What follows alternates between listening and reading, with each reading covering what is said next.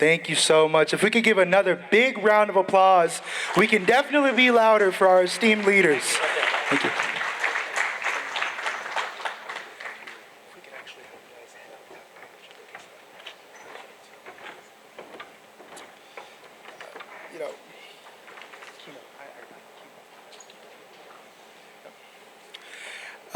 This is a very, very special person, a special mentor to me and to a majority of the Tamil community. It is very, very rare to find someone of his entrepreneurial spirit and his guidance.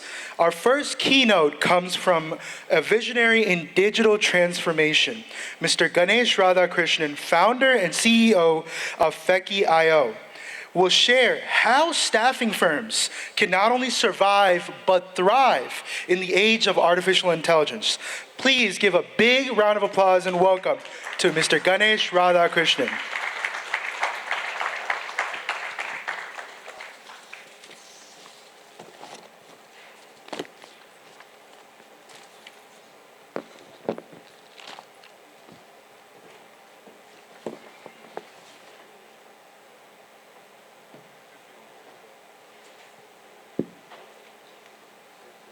Good morning. Good morning. Vanakkam. It's a honor and a pleasure for me standing in front of you today morning to give this keynote. And I'm truly honored to make this happen in front of our Excellency, Mr. Manjunath, and to our Irving Mayor, as well as to the other David, who is also from Irving. Would love to also thank our teams global for giving this opportunity. First of all, to Mr. Yuva and Sendil, who are founders of our teams, as well as Mr. Vas and Vasan and Ganapati and the entire organization of our teams. I would like to start, as people keep hearing this word, AI, generative AI, as well as all the terminology going on around quantum and job losses, all these factors. I just thought, let's start in a way where we are going, how the industry is progressing, and how we can definitely take advantage of all these new things happening in the world. First of all, myself, Ganesh Radhakrishnan, I had been in the industry for more than 30 plus years. Started my career in the HP labs in Lyon, France, and moved up in my career to be a vice president at HP. I later moved into SAP as a vice president and also worked as a partner at Deloitte and a global vice president at EMC Dell before venturing into my own path, into my entrepreneurship journey. Everybody says entrepreneurship is easy, but it's a long journey where I have done 3 exits as of today in this journey with 6 US patents, and as a company, we had 14 patents. Currently, I'm an advisor to Rolls-Royce in UK, as well as I also are part of Quantum Economic Consortium development, wherein I work very closely as part of MIT to do research happening on cancer. So I just wanted to make this team interesting what is going on in the industry so that you can understand how we can position ourselves, particularly both service industry and also the individuals. So little bit I thought I can also speak in our language, but there are certain other peoples are also there, so I wanted to keep it in both English and Tamil also. So basically, when we started, with the lung cancer. As we know, there are 127,000 people die every year with lung cancer. And the main reason for that is when you start capturing the PET scans, we call it actually LDCT, low dose computed tomography. When a radiologist keep looking at these pictures, they have to see a mass or a nodule before they can determine that this person is having cancer. By then, the people are already in the third or in the fourth stage. It's very difficult to save them. That is where the industry had been working, and they have found on the digital side of it that today we have a technology where we can say 3, 4, or 5 years ahead, we can able to predict that this person with 3 PET scans, we call it, we go, because it has 2.8 trillion pixels, where we analyze on a 512 by 512, we call it a voxel, that's what we call it, and we can analyze and we can predict that this gentleman can get a cancer in 3 or 4 or 5 years. Now, how we are enhancing it, myself and my colleague, we are working on the new technology which is quantum, wherein we are looking when a baby is in a mother's stomach, we are talking at 23 weeks, we can do a prediction up to 80 years. I repeat, we can do a prediction of up to 80 years when that kid can get a cancer. That is where we are currently working on, and this was possible all because of the new terminology I'm using called quantum compute. So the quantum is the next big stage.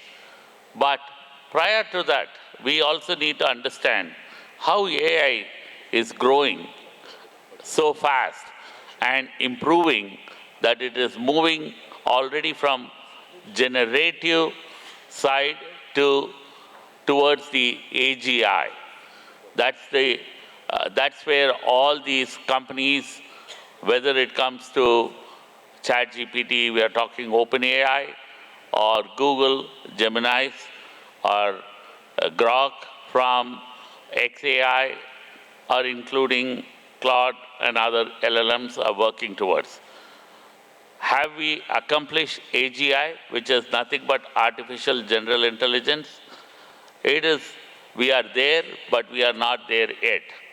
But the way the technology growth is happening and the transformation is happening, we as professionals have to get ready for this new technology which is evolving.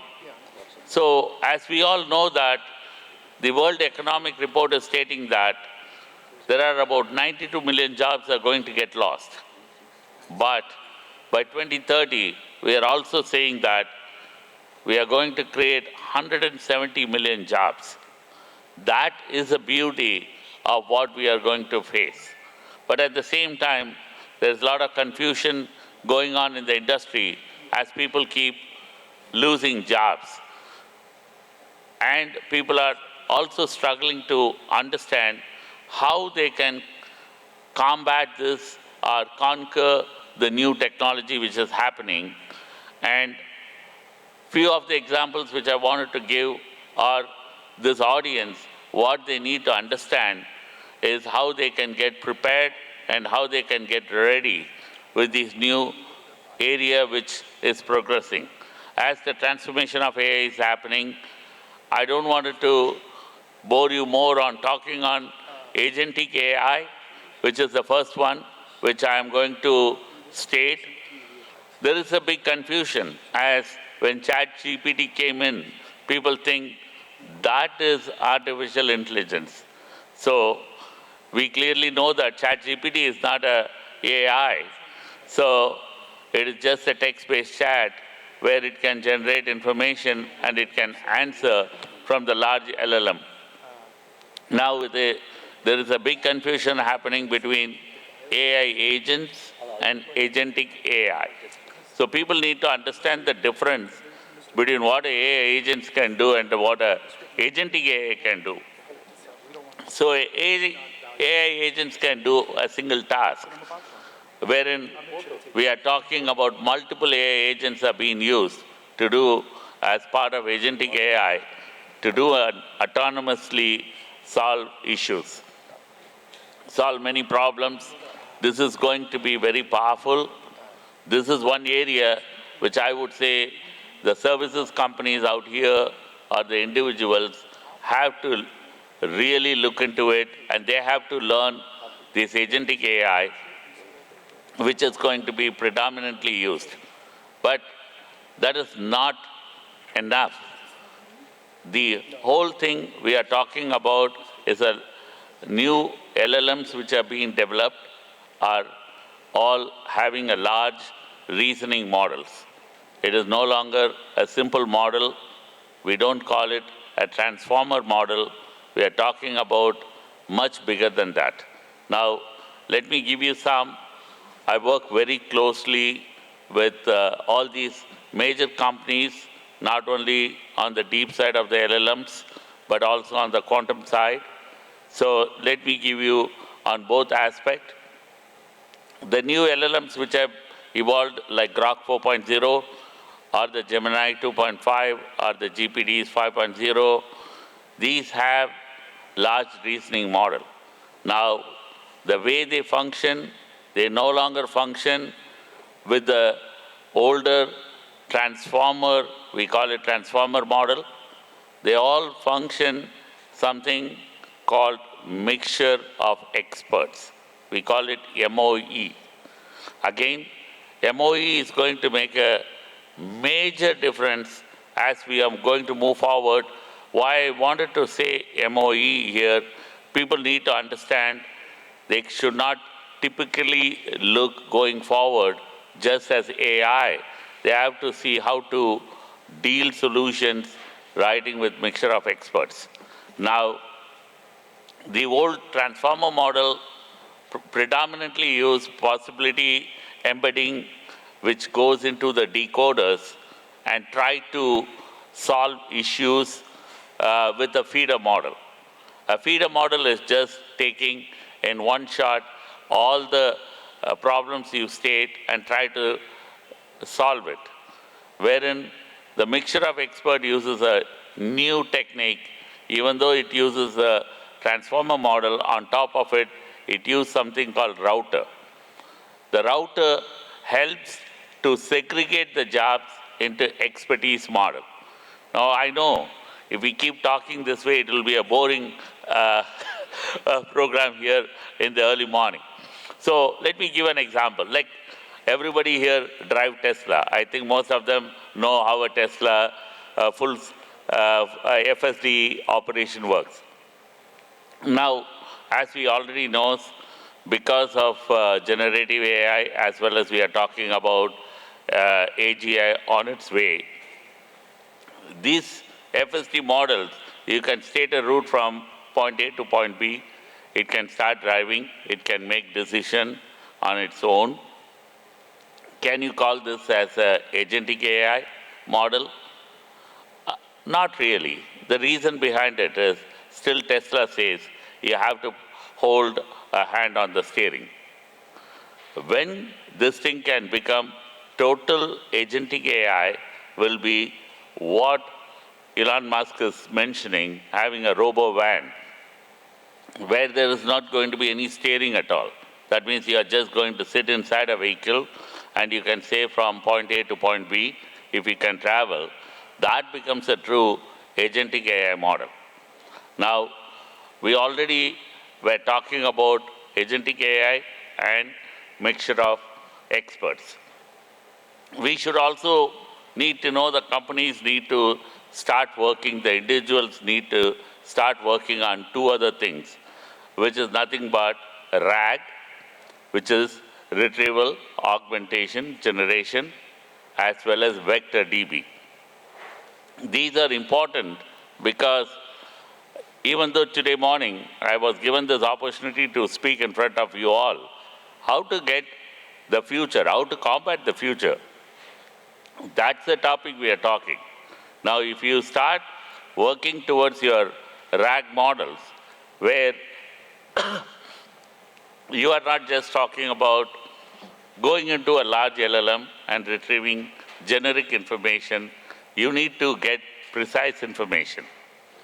When we walk into any corporates and you are working for enterprises, they have their own blueprints, they have their own information, which needs to be, whether you are talking white papers, whether you are talking publications, or any of these new information need to be precisely stored. So you need to have a clear understanding, and individuals or companies need to start getting purely trained on vector DB, because all these informations are getting stored in a way where it can be retrieved by the RAG to give a precise information.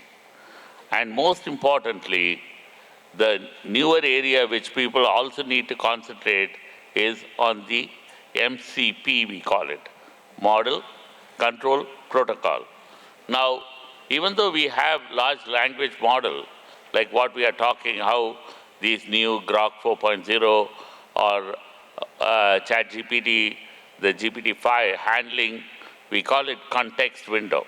It's a very important thing because the way the context window works is really fabulous. I'll be here till tomorrow. I can answer offline how these technologies are being built. But why I wanted to stress on MCP is very important is basically because you not only getting information back from your LLM or from your RAG, but you are also getting information to the other tools like emails, the images, contents, other things. If you wanted to connect it to an external thing, you need this model control protocol as a server in between to connect. Now, each and every company like Google, Amazon, all of them have their own tools to connect as an MCP, but Zapier has released a newer thing where you can connect to 7,000 different applications and tools, where you could able to make these solutions very, very powerful. So, on a large context, what I just wanted to tell you all, as companies, now if you really look, some people over here may ask, hey, I had been recently reading an article where MIT has released 95% of AI pilot projects have failed. What may be the reason? If you truly go and look at it, it is not AI which is failing. It is basically a lack of understanding of companies as enterprises. They wanted to build their own LLMs or AI models, which they have no clear understanding, and that was one of the reasons which most of the failure has happened. Most of the companies, because of lack of understanding as well as the knowledge, they want to go solo and wanted to create that, which also caused a huge issue, which made this problem. This is where a major opportunity for services companies, because very clearly that white paper also provides 67% success if they go to an external companies and work with them. And really there are some big, large companies and small startup. They made very humongous success where a startup has gone from zero to $20 million in a short span of time, because they pick one problem up and they could able to solve that problem. Now, let's talk some interesting stuff here. As we are talking about all these new opportunities, as I told you, there's quite a good opportunities are there. The next big wave, as I told you, the AGI, the ASI, and OI on its way, with quantum being in the near horizon. A lot of people are thinking, is quantum really available? Actually speaking, even today, quantum is available. Amazon provides you in the cloud in the name of bracket. In fact, IBM provides for education purposes. D-Wave also provides with education purposes even today on a smaller qubits, because quantum works on a qubits. On a small scale, you can still test it as a public use. Now, there is quite a lot of stuff happening. The interesting part of how you people can take advantage is the opportunities are plenty. You need to know the biggest problem I'm seeing in companies, they don't want to unlearn and relearn. They wanted to hold your existing information. You don't want to change. If you wanted to truly win in this AI, you need to truly get there, unlearn, relearn this. Definitely, there is quite a lot of opportunities out there for both services companies. You can build companies like a big companies as of today, like Infosys or Cognizant or Wipro, and those companies used to have 100,000, 200,000 people, where you can accomplish that type of a company with like 1/10 of that scale, in fact, in terms of number of resources. So definitely there is a huge opportunities waiting for you all. I really wanted to thank this audience for giving an opportunity to speak in front of you. If you have more information required, I'm here today and tomorrow. I can definitely talk to you all. Thank you for giving this opportunity today. Thank you.